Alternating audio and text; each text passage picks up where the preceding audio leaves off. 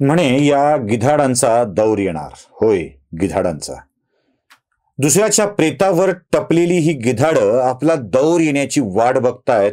आणि गंमत अशी की आपल्यातलीच माणसं आपल्या माणसांचे मृतदेह पडून त्याचं कलेवर गिधाडांच्या हवाली करण्यासाठी हपापलेली आहेत. या गिधाडांचा दौर येणार.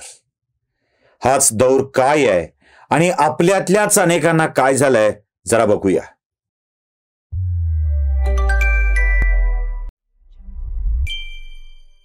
नमस्कार, मी आहे सुशील कुलकर्णी. आपण पाहताय अॅनालायझर. मित्रो, पुण्यामध्ये रामलीला झाल्या. रामलीला कसल्या? त्या कामलीला होत्या. यांच्या मनातल्या वासनांचा आणि विकारांचा हुंकार तिथे भरल्या जात होता. बस त्याचंच प्रत्यक्ष प्रकटीकरण ललित कला नावाखाली चालू होतं. काही भोळे भोळे बनून आमच्याच तोंडात बोळे कोंबण्याचं काम करत होते आणि आम्ही हे टक्क उघड्या डोळ्यांनी बघत होतो.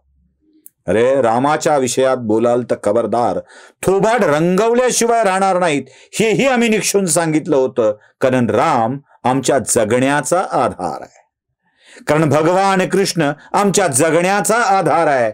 आमच्या आयुष्याची इतिकर्तव्यता आहे. त्याच्या विरुद्ध आक्षेप घ्याल, काही घाणेरड बोलाल तर आम्ही तसं म्हणणार नाही. सरतन से जुदा, पण थोबाड मात्र रंगवू एवढं नक्की. आमच्यातल्याच बहादरांनी हे थोबाड रंगवलं आणि कित्येकांना पुळके येऊ लागले.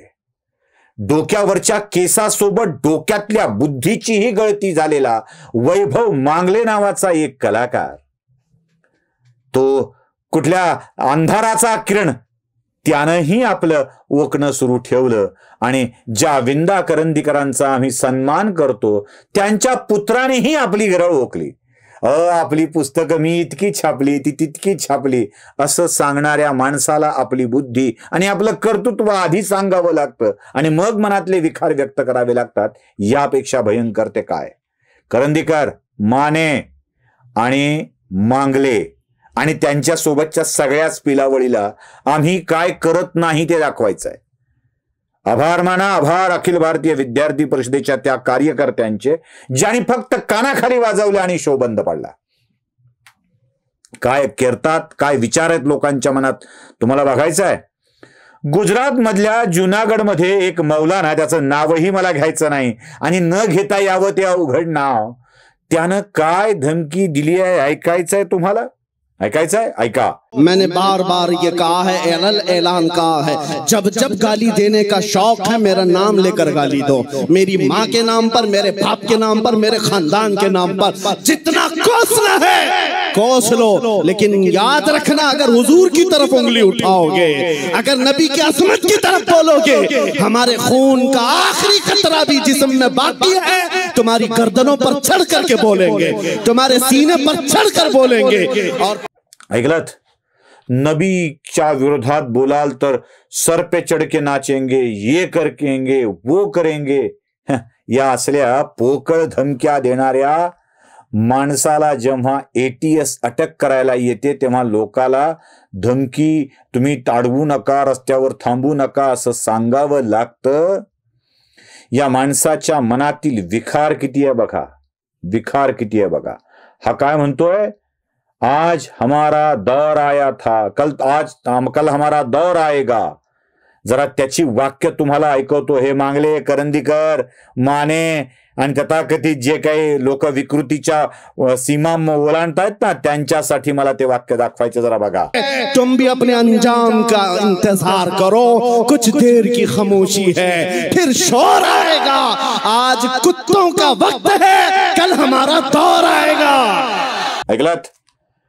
ही अशी माणसं त्यांच्यावरती टीका केल्यावर लोकांच्या माना कापायला कमी करत नाहीत, त्याच्या विषयी बोलायला कमी करत नाहीत. आणि आमच्या माणसांनी फक्त थोबाड रंगवलं तर भीती वाटतेय. हे झालं बोलणाऱ्यांच्या विषयी. कलेचं सादरीकरण होत असताना काय घडलंय? अकोल्यातली घटना दाखवतो. या सगळ्या विकृतांना मला अकोल्यातली घटना दाखवायची. जरा बघा, मी सांगत असताना तुमच्या लक्षात येईल. अकोल्याच्या एका होमिओपॅथिक मेडिकल कॉलेज मधल्या स्नेहसंमेलनामध्ये हे नाटक सादर होत आहे. ज्यात छत्रपती शिवाजी महाराज, जो आमचा प्राण आहे, जो आमचा श्वास आहे, ते छत्रपती शिवाजी महाराज म्हणजे प्रभू रामचंद्रांच्या नंतर आम्ही ईश्वरी अवतार कोणाला मानत असू तर छत्रपती शिवरायांना मानतो. त्या छत्रपती शिवरायांनी त्या नालायक अब्दुल्ल्याचं पोट फाडलं, कोतळा बाहेर काढला. ज्यानं आमच्या देवी देवतांची विटंबना केली होती त्या नालायक बेमुरवतखोर अब्दुल्ल्याचं पोट फाडलं. आणि ते दृश्य तिथल्या विद्यार्थ्यांनी स्नेहसंमेलनात सादर केलं. याचा राग किती आला तुमच्या शांतताप्रिय समुदायाला, किती राग आला. त्यांनी याच्याविषयी आंदोलन पुकारलं, गोंधळ घालायला सुरुवात केली आणि त्या मुलांना माफी मागायला लावली. माफी शो सादर करणाऱ्या. अरे नालायक नामर्दांनो, तुमच्या शोच्या सादरीकरणाला बंद पाडलं म्हणून एवढा गोंधळ घालताय. आमच्या छत्रपती शिवरायांचा सन्मान करणाऱ्याच्या पोरांना माफी मागायला लावली. लाज कशी वाटली नाही. महाराष्ट्रात छत्रपती शिवरायांचा पराक्रम सांगणाऱ्या, नाटकातून सांगणाऱ्या हौशी कलाकारांना माफी मागायला लावण्या इतकी लाज कशी वाटली नाही तुम्हाला? लाज. तिथे लाजत नाहीत हे लिब्रांडू, तिथे लाजत नाहीत, कारण तिथे यांना लाजायचं नसतं. मी मागच्या एका व्हिडिओत एक सांगितलं बघा, काही लोकांना ना सुख सहज मिळत नाहीत, अजिबात मिळत नाहीत. जरा माझ्या या वाक्याकडे जाणीवपूर्वक लक्ष द्या. काही लोकांना ना सुख सहज मिळत नाहीत, ते सुख समाजातून उपटून घेतात. असे सुख उपटणकर खूप असतात या लिब्रांडूंच्या मध्ये. आणि अशा सुख उपटणकरांना हे सुख उपटून आपल्या वाट्याला घ्यायची एवढी घाणेरडी सवय लागलेली असते, घाणेरडी सवय, की ते एकदा एका मुलीचा उपभोग घेतात आणि त्यानंतर मनोभावे तिच्या आईची पण त्या उपभोगाची सेवा करतात आणि मुलीला पुढे एका विदेशातल्या मुलासोबत विवाह करून देऊन मोकळे होतात.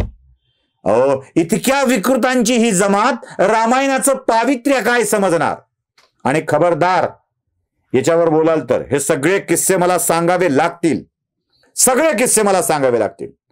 सगळ्या घटस्फोटांच्या कथा सांगाव्या लागतील. कशा घडल्या हे सांगावं लागेल आणि त्यातली वस्तुस्थिती पण सांगावी लागेल. खबरदार, मी आधीच वॉर्न करतोय, ते सांगायची वेळ माझ्यावर येऊ देऊ नका. एवढी घाणेरडी वृत्ती असणारी माणसं रामाचं आणि सीतेचं पावित्र्य काय समजणार? अकोल्यात काय घडलं हे यांच्या डोळ्यात चिखल पडला होता, तिखट पडलं होतं का अजून काही पडलं होतं? कुणाचं फुल पडलं होतं का अजून काय पडलं होतं मला माहित नाही. आमच्या मराठवाडी भाषेत डोळ्यात काय गेलं रे असं विचारायची पद्धत आहे. जेव्हा अकोल्यात माफी मागावी लागली तेव्हा डोळ्यात काय गेलं रे तुमच्या? जरा कोल्हापुरातला प्रसंग तो बघा. कोल्हापूरला दसरा चौकाच्या तिथे पार्किंग मध्ये एका शाळेच्या सहलीची गाडी आली. शाळेची मुलं जोरजोऱ्यात घोषणा देऊ लागली, छत्रपती शिवाजी महाराज की जय, जय श्रीराम, अशा घोषणा ती मुलं देत होती. आणि दसरा चौकात थांबलेल्या तुमच्या शांतताप्रिय समुदायाला मुलांनीच दिलेल्या या घोषणा नकोशा वाटल्या आणि त्यांनी गाडी फोडली. व्हिज्युअल्स बघताय, तुम्हाला दिसताय ती गाडी कशी फोडली आहे. आणि गांडीला पाय लावून पळून गेलात नामर्दांनो. थांबून तर सांगायचं आम्ही दगड फेकलेत म्हणून, पण ही नामर्द गांडीला पाय लावून पळून गेली. यांना काय बोलायचं? या लिब्रांडूंच्या जिभेला कुलूप बंद का केलं गेलाय? का गप्प बसतायत हे सगळे? या सगळ्या गोष्टी बघितल्या पाहिजेत. आमच्या सरकारला ब्रिटिशांची अनावरस औलाद म्हणणारा, तुम्हाला ते ऐकायचंय का? ते ऐका. और तुम ये समझते हो तख्त ताज तुम्हारे पास है, आज फौज और ताकत तुम्हारे पास है. तुम्हारे नाजायज बाप आज से 200 साल पहले अंग्रेजों की शक्ल भी यहाँ मौजूद थी. उन्होंने एक आलिम रब्बानी किफायत अली काफी को फांसी पर चढ़ाया था. एक नहीं 30,000 उलमा को फांसी पर चढ़ाया था. तुम्हारे नाजायज बाप भी ये समझते थे हिंदुस्तान से इस्लाम खत्म हो जाएगा. अरे उनका पूरा भी यहाँ बाकी नहीं रहा. तुम भी अपने अंजाम का इंतजार करो. कुछ देर की खामोशी है, फिर शोर आएगा. आज कुत्तों का वक्त है, कल हमारा दौर आएगा. ऐकलं ना? म्हणजे ब्रिटिशही आम्हाला संपवू शकले नाहीत, तुम्हीही संपवू शकणार नाहीत. आज कुत्तों का वक्त है, कल हमारा दौर आएगा, अशा घोषणा करायच्या आणि इतक्या स्वरूपात त्याला चिथवायचं. हे या लिब्रांडूंच्या डोळ्याला दिसत नाही. आणि पुन्हा सांगतोय, असा रामाचा अवमान करण्याचा प्रयत्न केला तर यावेळी फक्त कान फटवलंय. विद्यार्थी परिषदेच्या मुलांनी फक्त कान फटवलंय. पुढच्या वेळेला हेच तुमच्या कानाला संपवू शकतात, हे लक्षात ठेवा. पुन्हा ऐकण्याची बुद्धी जाऊ शकते, हेही लक्षात ठेवा. व्हिडिओ आवडला असेल तर लाईक करा. आवडला असेल आणि तो इतरांच्या पर्यंत पोहोचवावा असं वाटत असेल तर शेअर करा. बऱ्याच ठिकाणी पाठवा. एवढीच विनंती. धन्यवाद.